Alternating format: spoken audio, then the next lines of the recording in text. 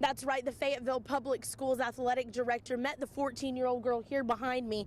Now, we will keep you updated as more information becomes available. Live in Fayetteville, I'm Krystle Sherrell, UATV News. The Republican staffer who made inflammatory comments about the president's daughters has resigned after some major backlash. Coming up after the break, I'll tell you why many people are transitioning from real cigarettes to these little things. Coming up on UATV, I'll tell you who's responsible for cleaning off these streets around Fayetteville and when you can expect all the ice and snow to be gone. Former Fayetteville Athletic Director Barry Gebhardt pleaded guilty today in court. Ices aren't the only cheap thing you'll find in gas stations in Northwest Arkansas. That's right, the Fayetteville Public Schools athletic director met the 14-year-old girl here behind me at the Pinnacle Hills Promenade in Rogers. But what he didn't know is that 14-year-old girl was actually a detective leading an operation that led to a sting by the Benton County Sheriff's Office. Athletic Director Barry Dwayne Gebhardt was arrested Tuesday night and charged with internet stalking of a child, which is a felony.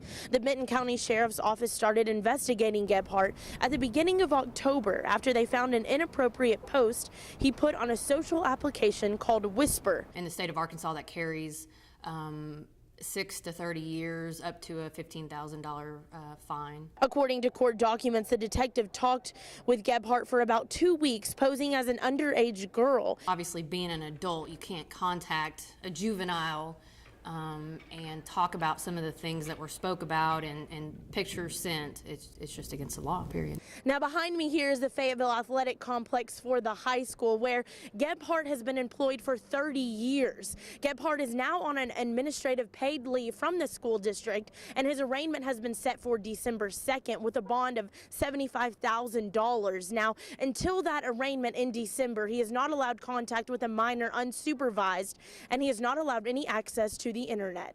Reporting for UATV, I'm Krystle Sherrell.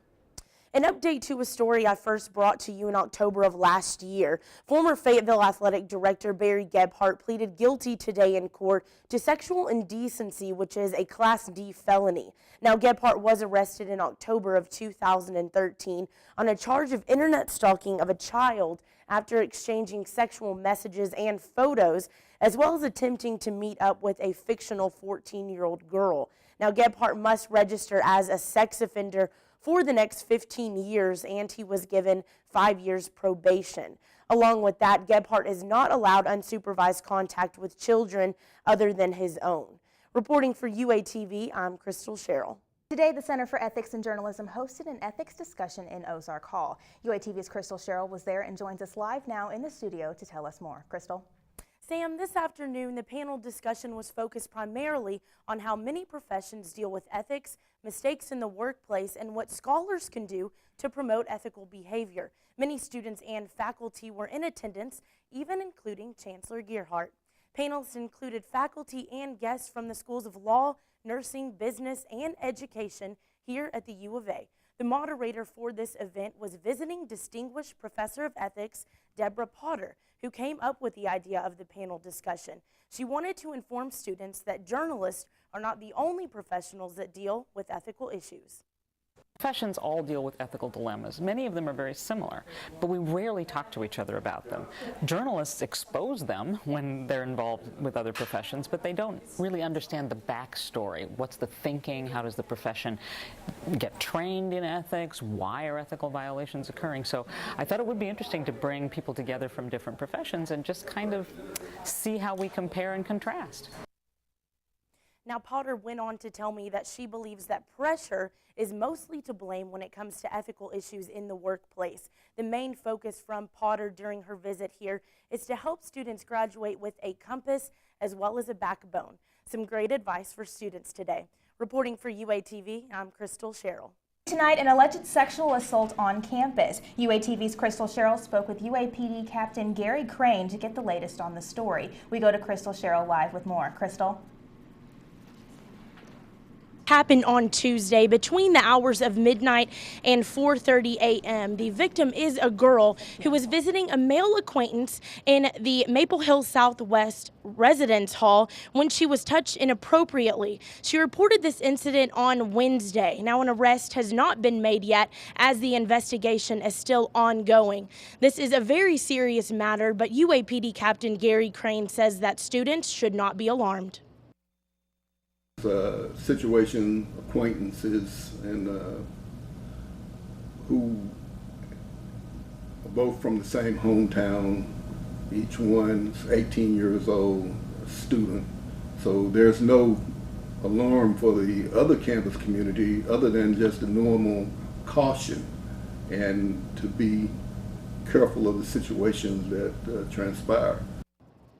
If the alleged suspect is arrested, he will be charged with second-degree sexual assault. Now, we will keep you updated as more information becomes available. Live in Fayetteville, I'm Krystle Sherrell, UATV News.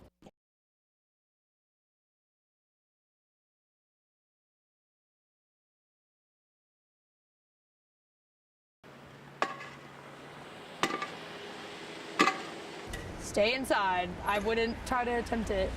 With almost a week of snow and ice covering the streets, students and area residents are wondering why some roads still aren't clear and who is to blame. It definitely makes it harder to get to class, I will say, because I know I have a lot of people that I know that didn't come today because they couldn't get off the back neighborhoods. Most of the ice is cleared off the major roads, but the back roads and neighborhoods are still frozen and slick. But the city of Fayetteville is not fully to blame. Roads surrounding the university, such as this one behind me, Razorback Road, are the responsibility of the University of Arkansas. But other roads, like this one, Martin Luther King Jr. Boulevard, is the responsibility of the state of Arkansas to make sure that the ice and snow is cleared off of these streets. Neighborhoods and back roads in Fayetteville are the responsibility of the city. And then it's left up to owners and business management to make sure that apartment complexes and businesses are cleared of snow and ice. I don't want to wreck, and being a student, I still am on parents' insurance. I would just say if you're in a dangerous part of the neighborhood, I wouldn't attempt it. It's too risky for everyone. According to the Fayetteville Transportation Department, crews are working around the clock to make sure the rest of the ice and snow is removed from the busiest streets and intersections first, then neighborhoods if possible. You can expect the temperatures to rise within the next few days, which should definitely melt this ice and snow. Reporting for UATV, I'm Krystle Sherrell. I started thinking I wasn't going to quit smoking, and I've just stopped thinking about having a cigarette. Electronic smoking devices are increasing in popularity among adults and college students, but there are many misconceptions on just how much healthier they really are. I normally smoke a pack and a half a day, and I've been smoking it for a week now, and I've smoked 1 pack and a half. In Northwest Arkansas, you can purchase these e-cigarettes with nicotine levels ranging from 0 to 25. The cost of these electronic devices are over 20% cheaper than a pack of just regular cigarettes, according to the Arkansas State tobacco prices. I spend $140 a month on cigarettes, and these are $3.99 for a carton. With these e-cigarettes, you are not getting carbon monoxide, secondhand smoke, odors, ash, and you can actually take them in most public places. I'm not coughing as much. I can smoke in the house.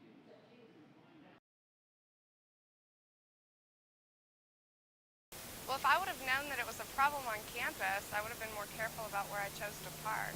Student Lindsay Volbrecht never thought she would find her car damaged after leaving it on campus overnight.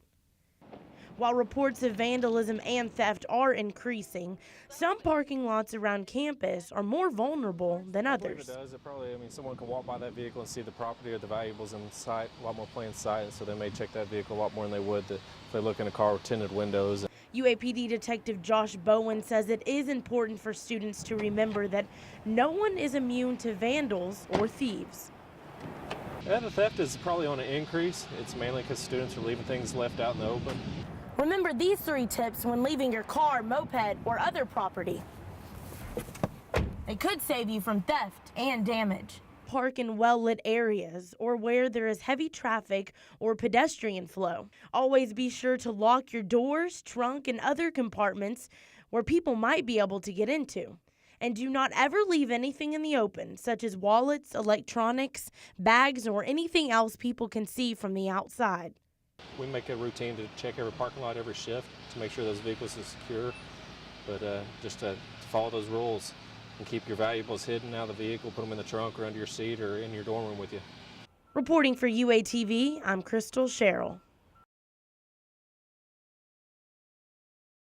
Ices aren't the only cheap thing you'll find in gas stations in Northwest Arkansas.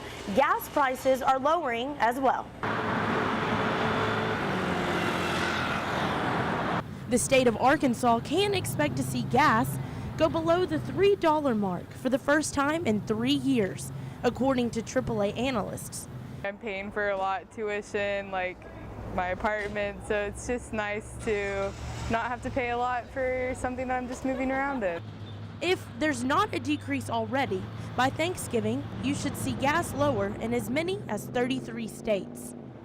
When it's cold, I'm gonna try and not drive my scooter, especially if the gas is gonna be down. I could be spending my money on other things like food. The reason for this fall is crude oil is declining, and refiners are passing that difference on to us. With more supply and a lower demand, these prices should last a while. Ooh, I'm gonna go on some road trips. Yeah, get out of Fayetteville. Even though filling up your tank may still be a hassle, you'll now have more money in your wallet. Reporting for UATV, I'm Krystle Sherrell.